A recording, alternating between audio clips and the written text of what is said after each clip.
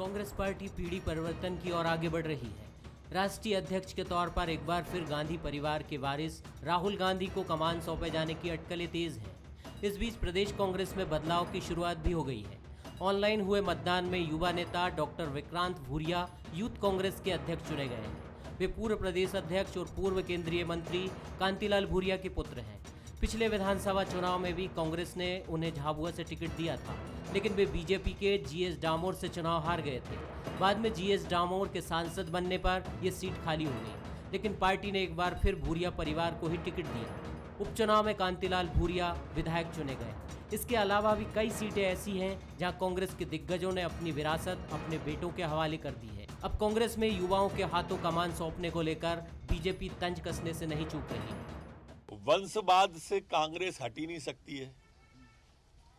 दिल्ली से लेकर भोपाल तक वंशवाद ही चल रहा है। इस हफ्ते के दो परिणाम आए, एक दिल्ली का, एक भोपाल का। दोनों में वंशवाद हावी है। भूरिया जी के चिरंजीव, यहाँ भूरिया, वहां आदरणीय सोनिया। डॉक्टर भूरिया चुनाव हुआ, 40,000 वोट मिले हैं, दूसरे नंबर पे 20,000 हैं। ये निष्पक्ष चुनाव हुआ है।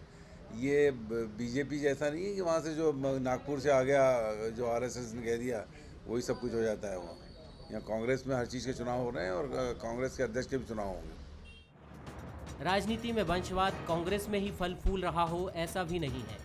मालवा में बीजेपी के कद्दावर नेता कैलाश विजयवर्गीय के बेटे आकाश विजयवर्गीय विधायक हैं। सांची के कद्दावर नेता और पूर्व मंत्री गौरीशंकर शेजवार के बेटे मुदित शेजवार पिता की विरासत संभालने बेकरार हैं। बीजेपी में ऐसी कई सीटें हैं जहां नेता पुत्र कतार में खड़े हैं, लेकिन बीजेपी ने इस फार्मूले पर अमल भी किया है। वरिष्ठ नेता और कैबिनेट मंत्री गोपाल भार्गव के बेटे अभिषेक भार्गव और छत्तीसगढ़ में पूर्व सीएम रमन सिंह के बेटे अभिषेक सिंह को इस फार्मूले के तहत टिकट नहीं दिया गया था। लेकिन बीजेपी कांग्रेस में ही नहीं, देश की ज्यादातर रीजनल पार्टियों में भी वंशवाद की जड़ें गहरी हो गई हैं। जब पार्टी में समान अवसर का सिद्धांत पीछे छूटेगा तो इसका असर सत्ता संस्थान पर भी दिखाई देगा, जो सच्चे लोकतंत्र की मजबूती में सबसे बड़ा रोड़ा कहा जाता है। नमस्कार, मैं हूं शरद द्विवेदी और हमारा आज का मुद्दा है विरासत की नेतागिरी।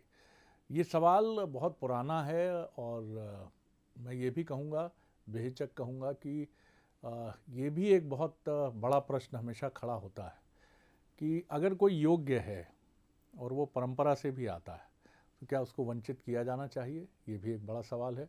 और फिर लोकतंत्र में तो हम ये बात करते हैं, जो तर्क पीसी शर्मा जी दे भी रहे थे कि 40,000 वोटों से जीते हैं और लोकतंत्र में भी जनता के मतों से ही जीतता है, तो फिर ये विरासत या वंशवाद का आरोप क्यों लगता है? हाँ, ये ज़रूर है कि सचिन तेंदुलकर के बेटे अर्जुन को कुछ सहूलियतें मिल जाती हैं, क्योंकि घर में ही भीष्म पितामह बैठे हैं क्रिकेट के, वो आपको सारी चीज़ें सिखाते हैं। फिर एक एडवांटेज भी मिल जाता है, जैसे किसी अच्छे स्थापित नेता के पुत्र को पहली बार टिकट में आसानी हो जाती है आम कार्यकर्ताओं की तुलना में। लेकिन क्या सिर्फ नेता पुत्र होना ही जीतने की गारंटी है? और क्या लोकतंत्र में जनता यही देखती है कि नेता का पुत्र है तो बहुत अनुभवी होगा, बड़ी अच्छी राजनीति कर लेगा? लेकिन ये सवाल हमेशा खड़ा ज़रूर होता है और ये हमने कई बड़े नेताओं से भी पूछा इस प्रश्न का। ऑफ द रिकॉर्ड भी बात हुई, ऑन रिकॉर्ड भी बात हुई। एक बड़े दिग्गज नेता ने बीजेपी के हमसे कहा ऑफ द रिकॉर्ड बातचीत में कि इसके लिए पार्टियों को ही कोई पहल करनी चाहिए। जब लोकतांत्रिक व्यवस्था के तहत किसी भी नेता का पुत्र अगर चुनाव लड़कर मैदान में आ रहा है तो इसके लिए अगर कोई आपत्ति है, अगर पार्टी को लगता है कि कुछ प्रक्रियाएं नहीं फॉलो की गई हैं, तो पार्टी देखे और ऐसे नेता पुत्रों को आने से रोके जिनके लिए कुछ अलग तरीके से कालीन बिछाया गया है या फील्डिंग की गई है, जिनको ख़ास तौर पर स्पेशल तरीके से जिताने की तैयारी की गई है। लेकिन आप इस बिना पर नेता पुत्रों से खार खा के बैठ जाएं, ये भी अच्छा नहीं है। लेकिन ये प्रक्रिया जिस तरह से चलती है, एक आम कार्यकर्ता जरूर जिसका टिकट जब उसे नहीं मिलता है तो कहीं ना कहीं जब दिल के अरमा आंसुओं में बहते हैं तो वो ये यही सोचता है कि काश हम भी किसी नेता के पुत्र होते तो हमारे लिए भी आज बहुत आसानी से बहुत सारी चीज़ें हो जाती। अब इसमें कितनी सच्चाई है, कितनी सच्चाई नहीं है, ये आप बेहतर समझते हैं। लेकिन इतना ज़रूर है कि आज देश की कोई पार्टी ऐसी अछूती नहीं है जिसमें नेता पुत्रों का डोमिनेशन ना हो। भले ही बात वंशवाद की एक दूसरे पर आरोप लगाते हुए खूब की जाए, ख़ासतौर से कांग्रेस को निशाना बनाते हुए, लेकिन किसी भी पार्टी में आज हम देखते हैं कि ये चीज़ें नहीं हैं। हालांकि बीजेपी इससे बचने के दावे निरंतर करती है और कुछ उदाहरण भी हैं। ख़ासतौर से सबसे बड़ा उदाहरण छत्तीसगढ़ के पूर्व मुख्यमंत्री डॉक्टर रमन सिंह के पुत्र का 2019 के लोकसभा चुनाव में टिकट कटना भी एक बड़ा उदाहरण है इसका। आज इसी पर हम बात करेंगे। जो मेहमान हमारे साथ हैं उनसे मिलिए। हमारे साथ हैं भोपाल स्टूडियो में वरिष्ठ पत्रकार, राजनीतिक विश्लेषक दिनेश गुप्ता जी। बहुत स्वागत करता हूँ दिनेश जी। ग्वालियर से हमारे साथ जुड़ रहे हैं बीजेपी के युवा नेता और स्पोक्स पर्सन पार्टी के लिए आशीष अग्रवाल जी, उनका मैं बहुत स्वागत करता हूँ। और साथ ही हमारे साथ जुड़ रहे हैं इंदौर से अमीनुल खान सूरी साहब, युवा नेता हैं कांग्रेस के और प्रवक्ता है। सबसे पहले दिनेश जी, मैं आप ही की टिप्पणी से शुरू करता हूँ। पहले मुर्गी आई या पहले अंडा, उसी की तरह ये सवाल है कि आखिर नेता पुत्र आएँ तो क्या किया जाए? क्या उनका विरोध किया जाए, स्वागत किया जाए? और फिर ये सवाल का औचित्य क्या है जब वो चुनाव लड़कर आ रहे हैं? लेकिन फिर भी ये प्रश्न बीजेपी हो, कांग्रेस में तो नेहरू गांधी परिवार की वजह से हमेशा ही ये मसला रहा है। किस तरह देखते हैं आप? शरद जी, वंशवाद को देश काल परिस्थितियों के अनुसार देखना चाहिए और उसी तरह से उसको परिभाषित करना चाहिए। क्योंकि राजनीति एक ऐसी फील्ड है जहां आप वंशवाद के, तथाकथित वंशवाद के आधार पर आप टिकट तो दे सकते हैं लेकिन जिता नहीं सकते। एक केवल फायदा ये होता है यदि कोई इलेक्टोरल पॉलिटिक्स से कोई स्थापित नेता है और वो यदि घर बैठता है, किन्हीं कारणों से टिकट नहीं देते, तो उसकी जो विरासत है वो राजनीतिक दल अपने हितों के कारण देते हैं कि हम ये सीट जीत जाएं। अन्यथा और कोई कारण उनके पास होता नहीं है कि जो है उनको वो टिकट देने का। और ये देखेंगे आप बहुत कम संख्या में होता है। जिस तरह से इसकी चर्चा होती है वंशवाद की राजनीति में, यदि बारीकी से देखेंगे ना तो शायद हमें ये लगेगा कि ये तो बिल्कुल जो है मामूली सी जो है लोग हैं जो वंशवाद के आधार पर राजनीति कर रहे हैं। आप यदि नेहरू गांधी परिवार का वंशवाद और दूसरे राजनेताओं के वंशवाद को जब आप एक समान दृष्टि से नहीं देख सकते, दोनों अलग अलग हैं। कुछ नेता होते हैं जो असुरक्षा के भाव में रहते हैं, उन्हें लगता है कि मैं यदि पावर में नहीं रहा तो दिक्कत हो जाएगी, इसलिए मेरे परिवार के किसी को आना चाहिए और मुझे पावर अपने पास ही सेंट्रलाइज करके रखना चाहिए। तो ये जो है, हमें जब राज्यों में अलग अलग तरीके से अलग अलग दलों में देखेंगे तो आपको लगेगा कि जो है सारे नेताओं का केस अलग अलग है। वो वंशवाद में कहीं ना कहीं उसमें जो है एक इत्तेफाक है या जो है कुछ कहिए, क्योंकि अल्टीमेटली जो एक पूरा परिवार चुनाव लड़ता है एक व्यक्ति के साथ, एक व्यक्ति नहीं लड़ता, उसका भी अपना कंट्रीब्यूशन होता है, वो लोगों के साथ वो भी टच में रहता है, सब कुछ रहता है। और रातों रात कोई भी व्यक्ति नेता नहीं बनता। मुझे तो ऐसे बहुत सारे चेहरे भी याद है जिनको टिकट दे दिया गया लेकिन वो जीत नहीं पाए और एक दो चुनावों के बाद उनको घर में बैठना पड़ा। आपने बिल्कुल ठीक कहा। और कई बार ये पार्टियां खुद सहानुभूति कार्ड के चलते नेता पुत्रों को या पुत्रियों को मैदान में उतारते हैं। और मध्य प्रदेश में आपको अनेक उदाहरण कांग्रेस और बीजेपी में ऐसे मिल सकते हैं जहां पार्टी में योग्य उम्मीदवारों की कमी नहीं थी, लेकिन आपने माना कि अगर किसी नेता का ईश्वर न करे असामयिक निधन हुआ है तो उसी के परिवार से देखा जाता है कि नहीं, बाई इलेक्शन है, थोड़ा जोखिम नहीं लेंगे, थोड़ी सहानुभूति की लहर होगी तो इन्हीं के पुत्र या पुत्री को या पत्नी को चुनाव लड़वाते हैं। अब ये प्रक्रिया करने के बाद फिर वंशवाद की बात करना बड़ा विचित्र है, क्योंकि ये सिर्फ इसमें पॉलिटिकल पार्टीज़ को ही आप नहीं कोस सकते, क्योंकि जनता भी इस तरह की सहानुभूति की लहर पर सवार होकर वोट करती है और यही वजह है कि राजनेताओं को भी ये फैसले करने पड़ते हैं। बहरहाल मैं एक टिप्पणी लूँगा अमीनुल खान सूरी साहब की तरफ, फिर बीजेपी आशीष जी की तरफ आऊँगा। अमीनुल खान साहब, आप किस तरह देखते हैं विक्रांत भूरिया का चयन? चूँकि कांतिलाल भूरिया के वो पुत्र हैं, उसके कितने एडवांटेज उनको मिले हैं ये तो नहीं मालूम, लेकिन एक बड़ा डिसएडवांटेज कह लीजिए या एक बड़ा सवाल कह लीजिए वो यही है कि कांतिलाल भूरिया, विक्रांत भूरिया के बाद विक्रांत जी के पुत्र वो कौन से किस चुनाव में लड़ेंगे। ये सारी बातें कांग्रेस में भी शुरू हो जाती हैं और बीजेपी में भी शुरू हो जाती हैं। जी जी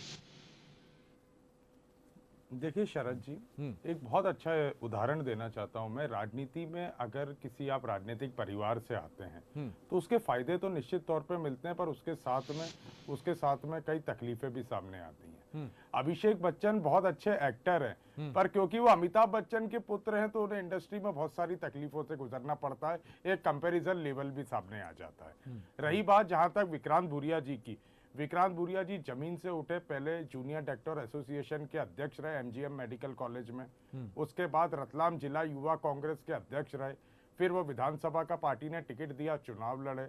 उसके बाद ये यूथ कांग्रेस का जो हमारे यहाँ चुनाव होता है, ये सदस्य बनने के बाद यूथ कांग्रेस के सदस्य अपने नेता का चुनाव करते हैं, तो एक प्रक्रिया के तहत आए। और जब से 1952 के बाद में कांग्रेस पार्टी में चाहे जनसंघ हो या भारतीय जनता पार्टी हो, इन्होंने हमेशा कांग्रेस पार्टी को वंशवाद के आरोपों में जकड़ रखा और वंशवाद का आरोप कांग्रेस पार्टी पे लगाया। चाहे जयप्रकाश नारायण जी का आंदोलन हो, जिस आंदोलन में मुलायम सिंह यादव जी थे, लालू जी थे, शरद यादव जी थे, बड़े बड़े नेता निकले। आज उनकी पार्टी कहां पर है जो इंदिरा जी के वंशवाद का आरोप लगा के मुलायम सिंह यादव जी, क्या अखिलेश यादव जी कहां से आ गए? लालू प्रसाद जी का परिवार आप दे सकते हैं। करुणानिधि जी ने जिंदगी भर इंदिरा जी के साथ रहे पर वंशवाद का विरोध किया, स्टालिन जी आ गए। बाल ठाकरे जी वंशवाद के खिलाफ लड़ते रहे, पर जब अपने बेटे और भतीजे में चुनाव करना था तो उन्होंने बेटे का चुनाव किया। अभी नरोत्तम मिश्रा जी और भारतीय जनता पार्टी आरोप लगा रही थी, आकाश विजयवर्गीय जी इंदौर से विधायक बने, क्या बीजेपी मुझे बता पाएगी इससे पहले भारतीय जनता पार्टी के कौन से संगठनात्मक पद पे आकाश विजयवर्गीय जी रहे? और भारतीय जनता पार्टी की अगर मध्य प्रदेश की सूची में से कुछ उदाहरण आपको दूं ताकि श्रोतागण जान सकें, यशोधरा राजे सिंधिया जी कहां से आई, आपके विश्वास सारंग जी कहां से आए, दीपक जोशी जी कहां से आए, जालम सिंह पटेल जी कहां से आए, ऐसे उदाहरण आपके यहाँ भी बहुत सारे हैं, अमीनुल खान साहब, गायत्री राजे पवार, मनोज ऊंटवाल जी। नहीं, हम कांग्रेस पे तो हमेशा आरोप लगा है ना, कांग्रेस पे आरोप, थावरचंद गहलोत जी के सुपुत्र हो, सुरेंद्र पटवा जी हो, ओम प्रकाश सकलेचा जी हो, विक्रम वर्मा जी की पत्नी हो, अनूप मिश्रा जी हो, स्वामी लोधी जी हो, राजेंद्र पांडे जी हो, विवेक शेजवलकर जी हो, कृष्णा गौर जी हो। तो इतनी लंबी सूची भारतीय जनता पार्टी, नरोत्तम मिश्रा जी या भारतीय जनता पार्टी जब आरोप लगाती है तो जब एक उंगली उठाती है तो जरा अपनी तरफ देखने का भी कष्ट करें। राष्ट्रीय राजनीति में चाहे प्रेम कुमार धूमल जी का परिवार हो, आपका गोपीनाथ मुंडे जी का परिवार हो, प्रमोद महाजन जी का हो, साहिब सिंह वर्मा जी का परिवार हो, इसी तरह नाम लेंगे कांग्रेस बीजेपी तो पूरा समय समाप्त हो जाएगा, गांधी जी का हो, येदुरप्पा जी का हो। जी जी जी, चलिए मैं नहीं, ये आरोप कांग्रेस पार्टी पे लगता है। अब कांग्रेस पार्टी का 135 साल का इतिहास है, उसमें नेहरू गांधी परिवार से आज तक 6 अध्यक्ष बने 135 साल के इतिहास में। चलिए आशीष जी, मोतीलाल नेहरू जी से मैंने राहुल गांधी जी अमीनुल खान साहब की बात, और उन्होंने बहुत तार्किक तरीके से अपनी बात रखने की कोशिश की है, कई महत्वपूर्ण एग्जाम्पल्स भी उन्होंने आपकी पार्टी में दिए हैं, क्या कहेंगे आप? जी।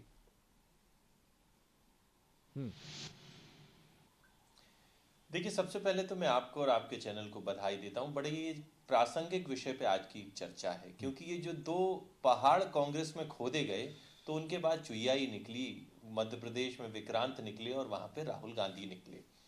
मेरे मित्र बड़ी बड़ी दलीलें दे रहे थे। देखिए, मैं उनको याद दिलाना चाहता हूं कि 1919 में पहली बार मोतीलाल नेहरू कांग्रेस के अध्यक्ष बने, और आज लगभग 101 साल बाद भी अगर किसी एक परिवार के पास कांग्रेस की अगर बागडोर है तो वो मोतीलाल नेहरू के वंशज हैं। उसके बाद जवाहरलाल जी रहे, इंदिरा जी रहे, संजय जी रहे, राजीव गांधी रहे, फिर सोनिया गांधी रहे, अब जाके प्रियंका गांधी और राहुल गांधी पे बागडोर आ गई, और उसके बाद उनके पुत्र और पुत्रियां होंगे, इसमें कोई संशय नहीं है।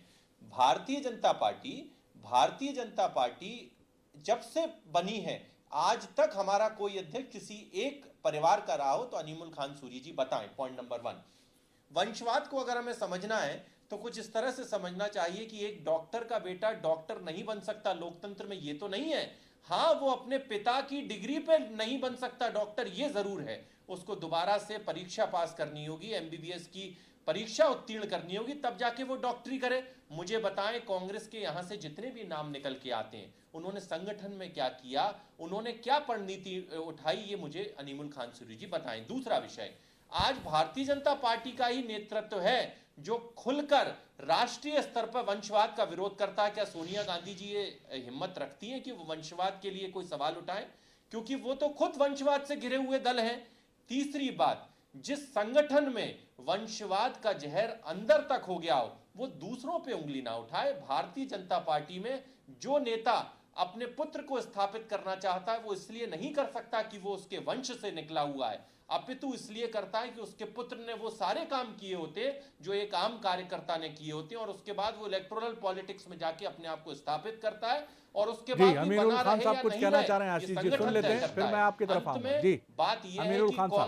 कांग्रेस जी बोलिए अमीरुल खान साहब, बोलिए जी। शरद जी, मेरा एक बहुत सीधा सा सवाल था आशीष जी से कि आकाश विजयवर्गीय जी विधायक बनने से पूर्व भारतीय जनता पार्टी में संगठन में किस पद पे रहे, ये मेरे जानने की बड़ी जिज्ञासा है, और श्रोता भी जानना चाहते हैं कि कौन से संगठन से निकल के आकाश विजयवर्गीय जी को टिकट मिला और वो विधायक बने। जवाब देता हूं मैं। जी आशीष जी। जी जी जवाब लीजिए। देखिए, आप क्या कर रहे हैं, आप बहुत एक बड़े जो संगठनात्मक वंशवाद है उसको एक छोटी सी किसी सीट से जोड़ रहे हैं। Point number 1। पॉइंट नंबर 2, आप तो अपनी पार्टी में देखिए, अगर कांग्रेस का कोई अध्यक्ष बन सकता है तो वो सोनिया गांधी या गांधी परिवार के पुत्र या पुत्री बन सकते हैं। भारतीय जनता पार्टी में कोई राष्ट्रीय अध्यक्ष एक परिवार का नहीं हुआ। मध्य प्रदेश, सुनिए ना, अरे मैं जवाब दे रहा हूं। आप वंशवाद को बहुत छोटे स्तर पर आंकना चाहते हैं, जबकि वंशवाद की नींव है जिस पे आपकी पार्टी टिकी हुई है। अगर मध्य प्रदेश में भी आज जो अगर टॉप 3 नेता हैं वो कौन है? नकुलनाथ, पुत्र ऑफ कमलनाथ। अगर दूसरे हैं तो जयवर्धन सिंह, सन ऑफ दिग्विजय सिंह, और तीसरे कौन है? आशीष जी, विक्रांत आप भूरिया, सन ऑफ वंशवाद को कांतिलाल किस भूरिया। नजरिए से देखते भारतीय हैं? जनता पार्टी में आप क्या बताएं, ऐसा कौन कर सकता मैं है? इसको मानूं कि आप इससे देखते हैं कि राष्ट्रीय अध्यक्ष जैसे महत्वपूर्ण पद पर अगर किसी एक परंपरा, एक वंश परंपरा से आने वाला व्यक्ति हो तो क्या आपकी दृष्टि में यह वंशवाद है? जी देखिए, मैंने उदाहरण दिया, अगर 1919 में मोतीलाल नेहरू बने और उसके बाद ज्यादातर का कालखंड अगर स्टेबलाइजेशन का कांग्रेस का था, तो वो नकली नेहरू और नकली गांधी परिवार का ही रहा, तो ये स्थापित करता है कि वो वंशवाद है। मैंने मध्य प्रदेश का उदाहरण दिया, आज भी जो टॉप 3 युवा नेता हैं वो किसी ना किसी बड़े नेता पुत्रों के। भारतीय जनता पार्टी में संगठनात्मक तौर पे वंशवाद का कोई महत्व नहीं है।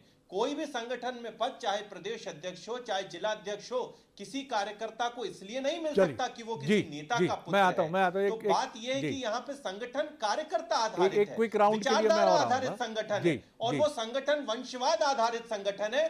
बल्कि भारतीय जनता पार्टी ही एक ऐसा संगठन है जहां पे वंशवाद नहीं है, कार्यकर्ता आधारित है। बाद बाकी इस देश में बचे हुए सारे संगठन वंशवाद को और मजबूत करते हैं। दिनेश जी, बड़ा सवाल ये भी है कि आखिर वंशवाद की परिभाषा को हम मापें कैसे, जो मैंने सवाल आशीष जी से किया। ये बिल्कुल ठीक बात है कि भारतीय जनता पार्टी में इसकी चर्चा कांग्रेस की तुलना में अधिक होती है, बंद कमरों की बैठकों में ये बात होती है।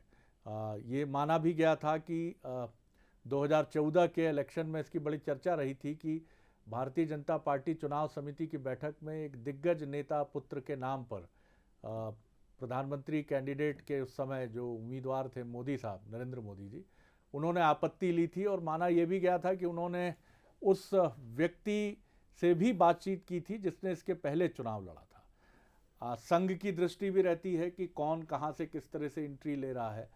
ऐसा नहीं कि कांग्रेस में इस पर निगाह नहीं रखी जाती, लेकिन आखिर हम इसको देखें कैसे, किस तरह से देखें। और कई बार तो अब जैसे कांग्रेस में तो ये भी बात कही जाती है कि ये खुद कांग्रेस है जो नेहरू गांधी अम्ब्रेला के नीचे अपने को सुरक्षित महसूस करती है, वो चाहती ही नहीं कि गैर नेहरू गांधी परिवार से कोई आए, ऐसा भी कहा जाता है। जी देखिए शरद जी, जैसे राहुल गांधी का आप पिछले साल का स्टेटमेंट याद करेंगे तो उन्होंने तो खुद कहा कि नॉन गांधी होना चाहिए।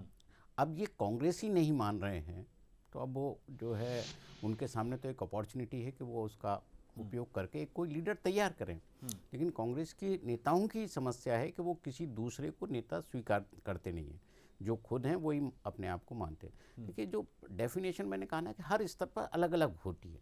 जब आप राष्ट्रीय अध्यक्ष की बात करते हैं और फिर एक परिवार की बात आ जाती है, जब जितना नीचे आप जाएंगे ना तो आपको परिभाषा बदलती हुई दिखेगी कि ये जो है यहाँ एप्लीकेबल है और यहाँ ये वंशवाद एप्लीकेबल नहीं है, क्योंकि जो काम कर रहा है राजनीति में, ऐसा नहीं है कि यदि वो राजनीति में किसी मंत्री का बेटा है तो वो राजनीति में नहीं आएगा। ये भी कोई आप उसमें ये तो लगा नहीं सकते ना कि कंडीशन अप्लाइड, अब आप राजनीति में आ गए तो दूसरा आपके परिवार से कोई नहीं आएगा। यदि वो अपने आप को स्थापित करता है और जो है जनता के बीच लोकप्रिय होता है, तो इलेक्टोरल पॉलिटिक्स में मैंने कहा भी आपसे कि वो एक बार चुनाव लड़ सकता है, 2 बार आप उसको टिकट दे सकते हो, लेकिन स्थापित नहीं हो सकता, क्योंकि जनता की अपेक्षाएं जो है लोकतंत्र में अभी भी बहुत महत्वपूर्ण है। तो बहुत सारे जो नेता हैं, जो चेहरे हैं, चाहे आप विक्रांत भूरिया का लीजिए, कोई मतलब आप ऐसा नहीं है कि एकदम जो है वो आ गए हों, रातों रात पद खाली हो रहा हो और सीधे उनको भेज दिया। वो इतने दिनों से संघर्ष भी कर रहे हैं। ऐसे बहुत सारे चेहरे हैं। जो मैंने कहा ना कि जो नेता सुरक्षा के भाव से लाते हैं अपने परिवार को, वो एक अलग तरह का वंशवाद होता है। ये जो वंशवाद है, ये इसको आप उसमें मत देखिए कि ये वंशवाद के तहत आए हैं। ये जो यंग जनरेशन है वो अपनी फाइट कर रही है, अपने आप को संघर्ष करके ऊपर आ रही है। अमीनुल साहब, बहुत छोटे कम शब्दों में आपसे जवाब चाहूँगा मैं, फिर आशीष जी की तरफ भी इसी सवाल के साथ जाऊँगा। क्या आप ये मानते हैं कि ये मसला राजनीतिक पार्टियों को अपने अपने स्तर पर ही तय करना चाहिए और उनको अपने पार्टी संविधान में इसके लिए प्रोविजंस करना चाहिए? अगर उन्हीं की पार्टी में कार्यकर्ता, भले ही वो ऊपर से कुछ और कहें, अंदर से उनकी भावना कुछ और हो, लेकिन ये प्रोविजंस होने चाहिए कि अगर कोई नेता पुत्र है तो उसके लिए क्या प्रावधान हो, क्योंकि ना तो उसको वंचित करना उचित है, क्योंकि है तो लोकतांत्रिक व्यवस्था ही, और ना ये भी उचित है कि किसी नेता पुत्र को इतना फेवरेबल ग्राउंड मिले कि जिसकी वजह से बाकियों के साथ अन्याय हो। तो क्या आप मानते हैं कि राजनीतिक दल ही इसका हल ढूंढ सकते हैं? जी अमीनुल साहब, संक्षेप में। निश्चित तौर पर शरद जी, पर मैं एक और उदाहरण देना चाहूंगा। जहाँ आज विक्रांत भूरिया जिस मध्य प्रदेश युवा कांग्रेस के अध्यक्ष बने, इससे पहले इस पद पर बैठे थे कुणाल चौधरी जी, जिनके परिवार का कहीं भी राजनीति से कोई लेना देना नहीं है, और उन्होंने उस चुनाव में हराया था महेश जोशी जी के सुपुत्र को, दीपक जोशी को।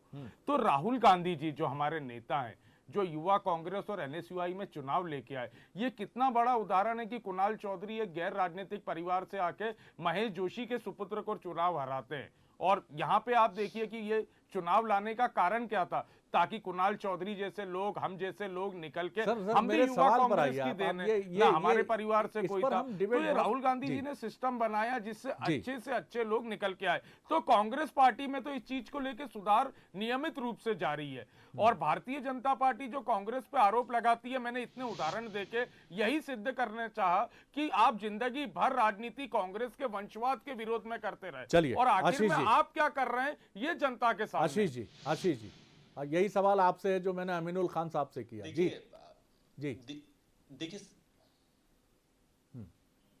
देखिए, सबसे पहले तो वंशवाद और लोकतंत्र मुझे ऐसा लगता है कि आपस में सेल्फ कॉन्ट्राडिक्टरी है।